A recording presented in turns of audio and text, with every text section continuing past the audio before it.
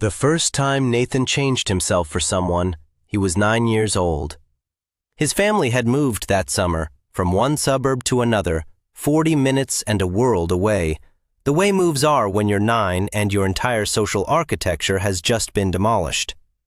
The new neighborhood had a group of boys who played in the cul-de-sac most evenings, and Nathan had watched them from the front porch for 3 days before working up the nerve to walk over.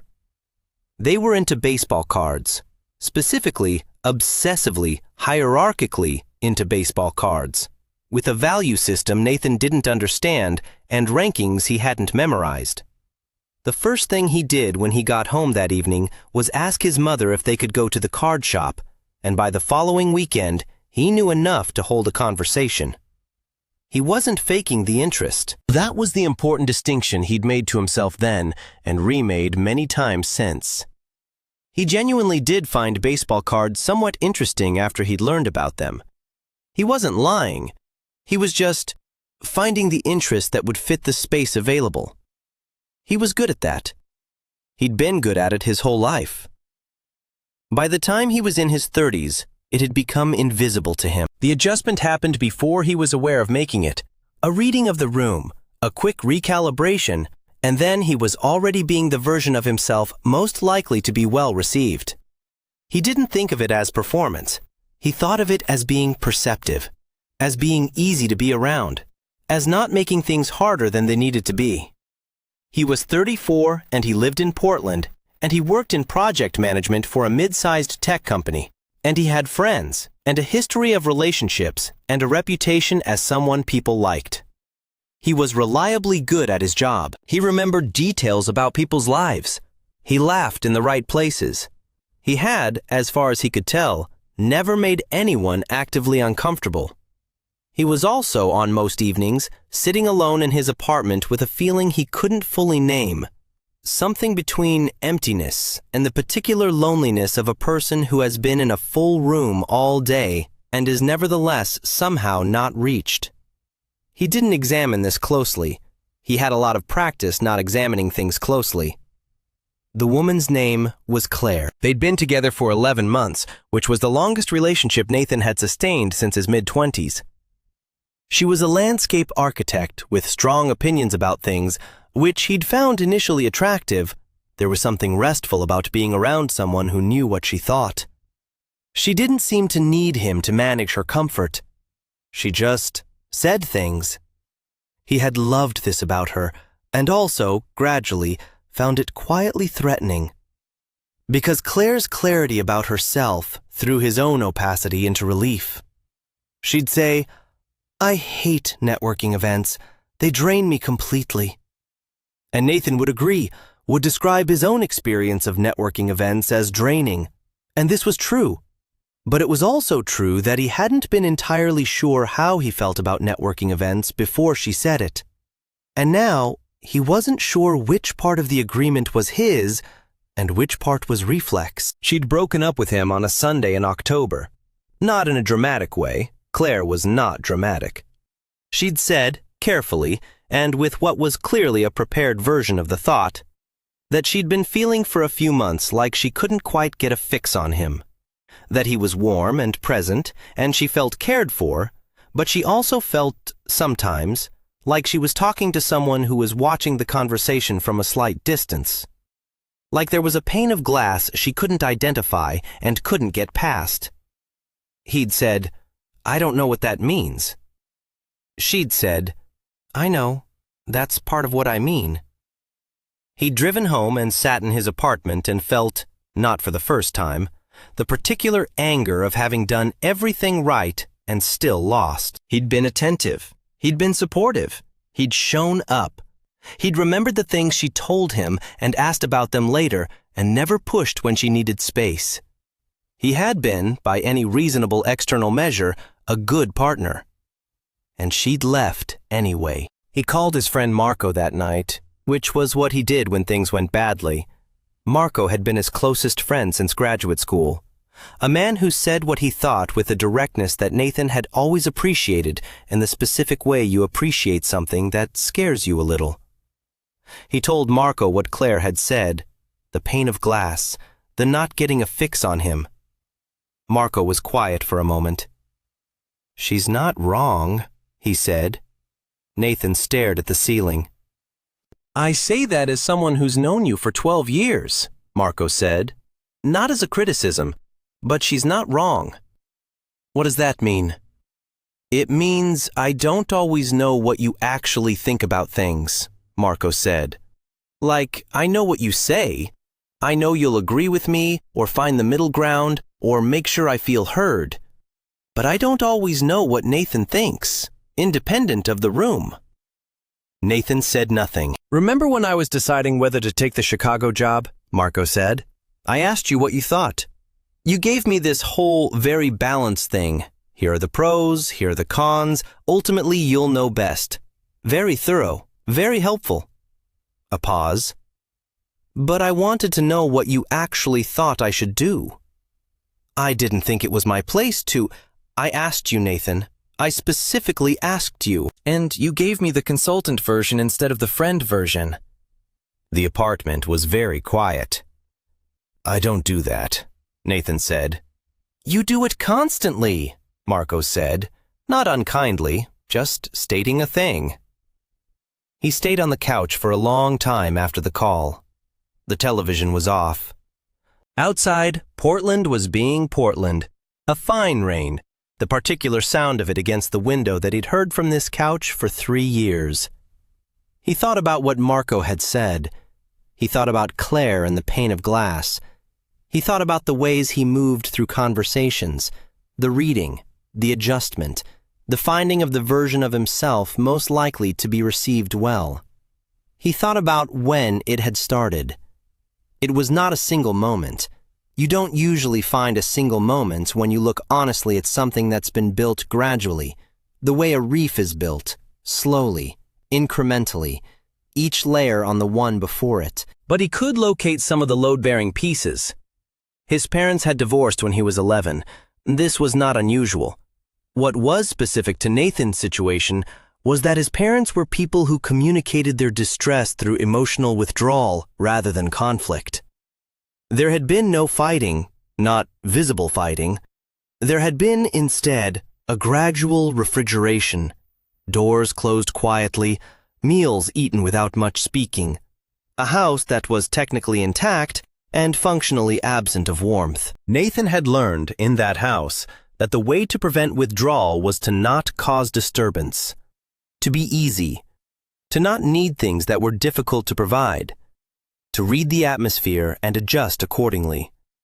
It had been a very practical skill in that house. It had kept things from getting worse. He'd carried it out the door at 18 and never unpacked it. In college, he'd been popular in the particular way of people who are skilled at making others comfortable. The easy laugh, the genuine interest, the capacity to have a conversation about your life that somehow circled back to being about you without you noticing. He'd dated. He'd been liked. He'd had what looked from the outside like a full social life. His roommate his junior year, a blunt pre-med student named Ryan, who said true things without apparent concern for their reception, had said once, not cruelly, just in passing, "You're like water, man. You take the shape of whatever you're in." He'd meant it as a compliment. Nathan had taken it as one. It was only now, at 34, looking back at it, that he could see the other way to read it. Water doesn't have a shape of its own. He went to work the Monday after the breakup and was fine. That was the word people used and the word he used when they asked. He processed things internally, which was something he'd been told was a strength and which he was beginning to understand had a shadow side. You could process things so internally that nothing ever quite made it out to where another person could actually see it. He had a lunch that week with a woman from his company named Alicia, a colleague he'd been friendly with for 2 years, the kind of workplace friendship that exists in a comfortable middle distance and never quite closes the gap. She'd heard through the office osmosis that things had ended with Claire, and she'd asked how he was, and he'd said the word, "fine," and she'd looked at him for a moment and said, "No, really. How are you?" Which was such a small difference from the first asking. Just the, "no, really." But he felt it. I don't actually know, he said, which was honest. Alicia tilted her head. That's the first real answer you've given me in 2 years, she said. She said it with a smile that made it not an accusation. I give real answers.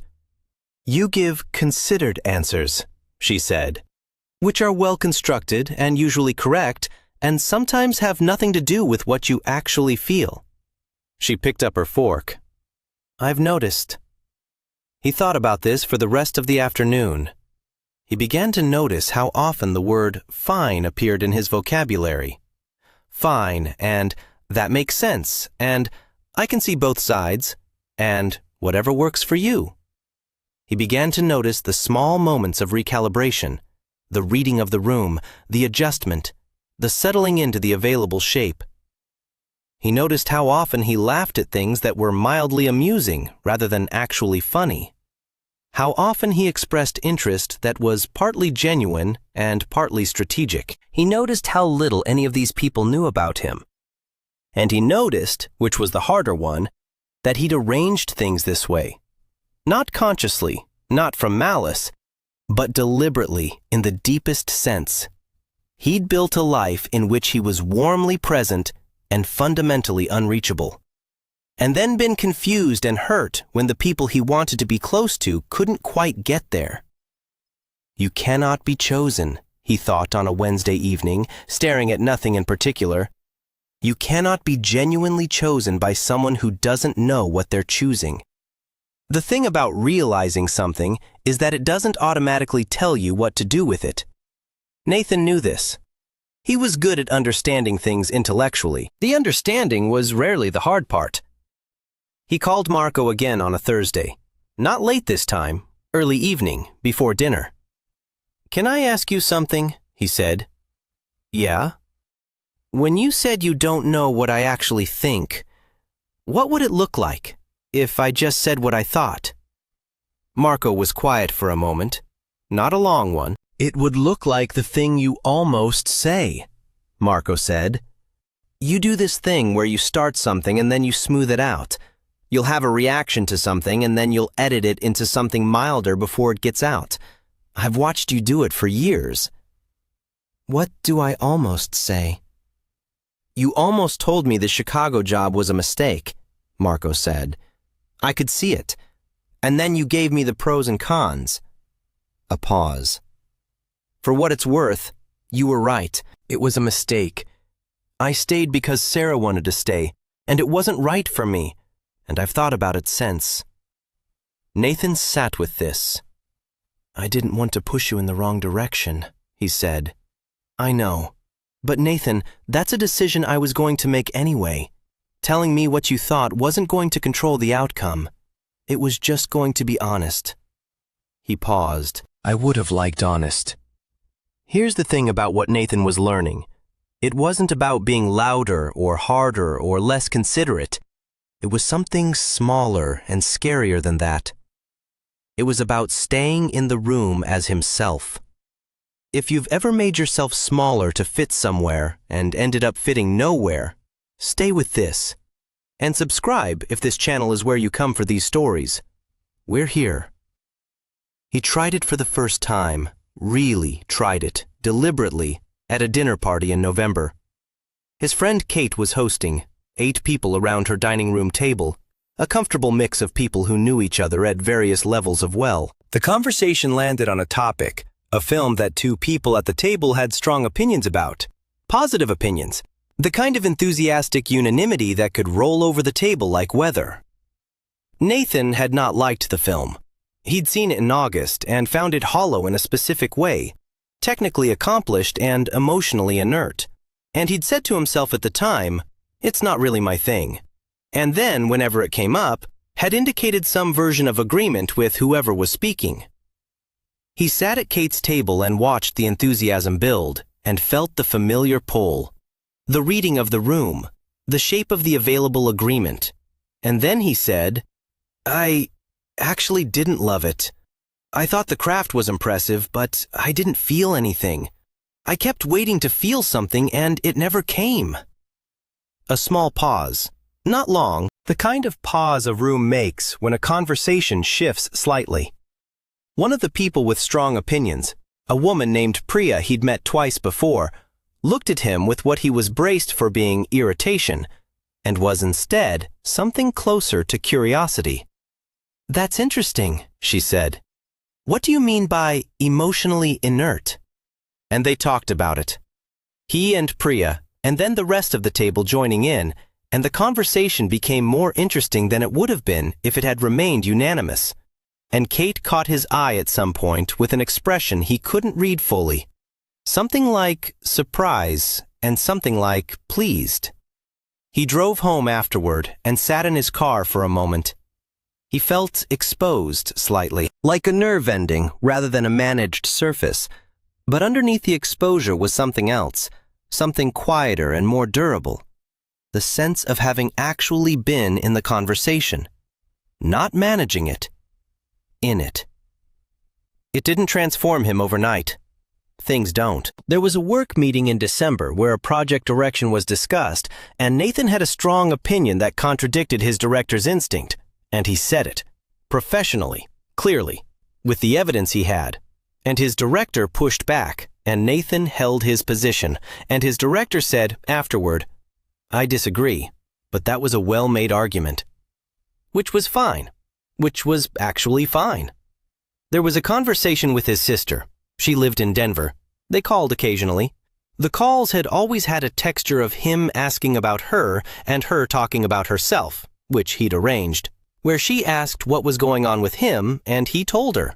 Actually told her the Cliff's notes of the past few months, the Claire breakup, and what Marco had said, and the slow realization underneath it.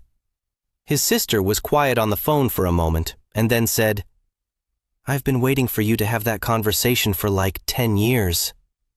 He'd laughed in a way that was genuine and slightly unhappy.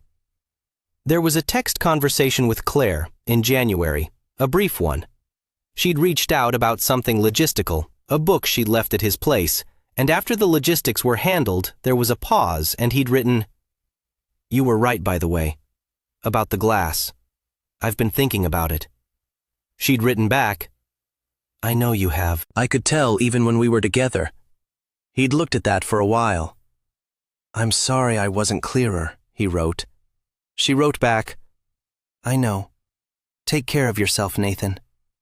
He'd felt something reading it that was not hope and not grief, but something more like acknowledgement, the registering of a thing that had been real, received as real. He had a conversation with Marco in February that was the best conversation they'd had in years. He said something he thought about Chicago, and Marco disagreed, and they argued, actually argued, the kind that clarifies things rather than damages them. And afterward, Marco said, "That's the most fun I've had talking to you in a long time." Nathan said, "I basically agreed with you for 12 years. Marco said, "I know. It was very restful and occasionally maddening." They'd laughed. In March, he matched with someone on an app, a woman named Jennifer, a teacher, who asked him in their first conversation what he actually liked about living in Portland, with the "actually" in it as a signal. And he'd paused before answering and then said, "The size of it. The fact that you can know your neighborhood. And the food, genuinely, not just as something to say about Portland." She'd written back, "Specific answer. I like specific answers." They'd had coffee the following week, and the conversation had not been smooth in the sense of perfectly managed. It had been slightly bumpy and honest, and he'd said something he disagreed with her about, and she'd said, "Fair enough, tell me more."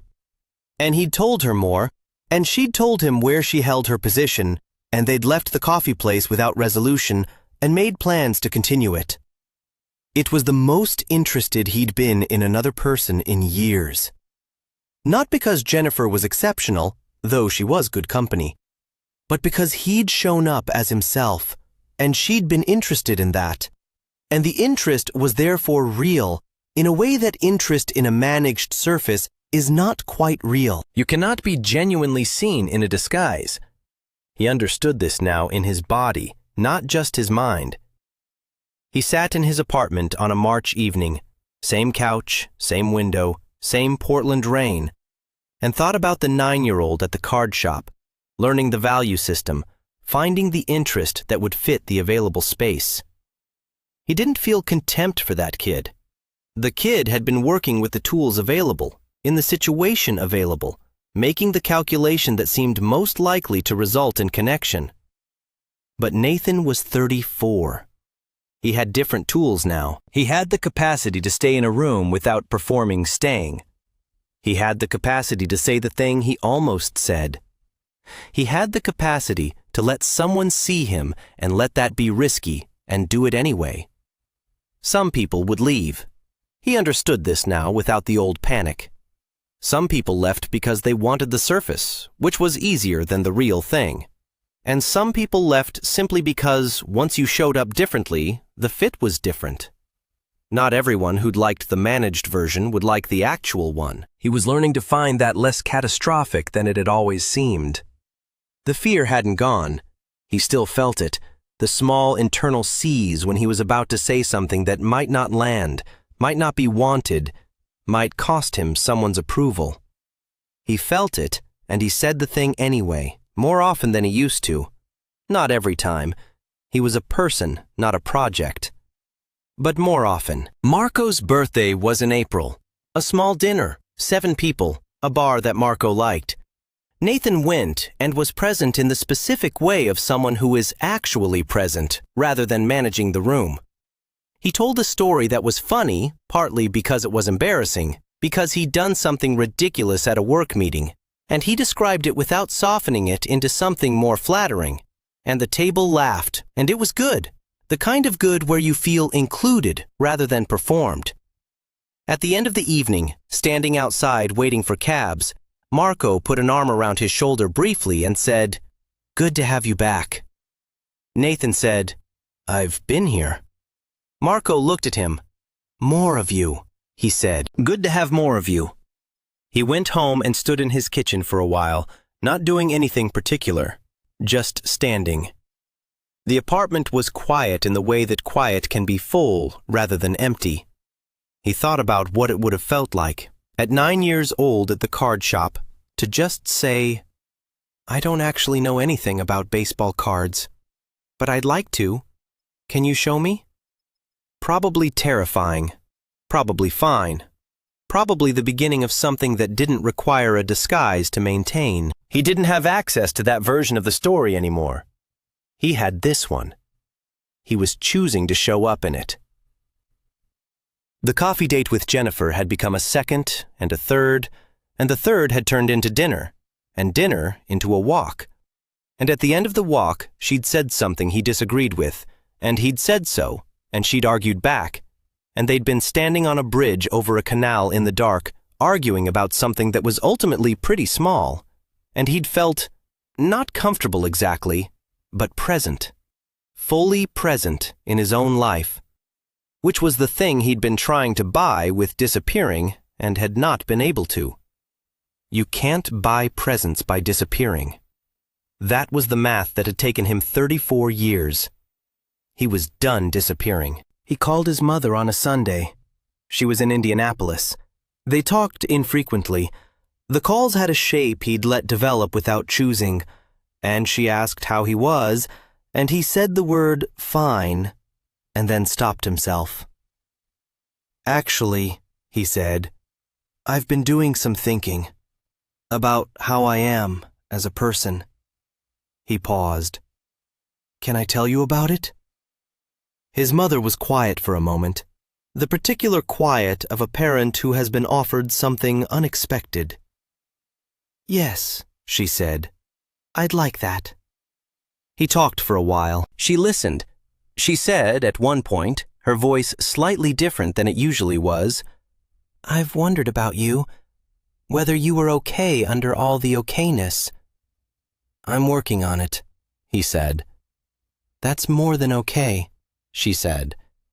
He meant it when he said it, and he felt, hanging up, the strange lightness of a conversation that had actually transferred something, not managed, not smoothed, just real. Outside, Portland was doing what it did. He stood at the window and looked at it, without needing it to be anything other than what it was. He thought, "This is what I have, right here. This apartment, this evening, this version of myself that is still being worked out. It wasn't finished.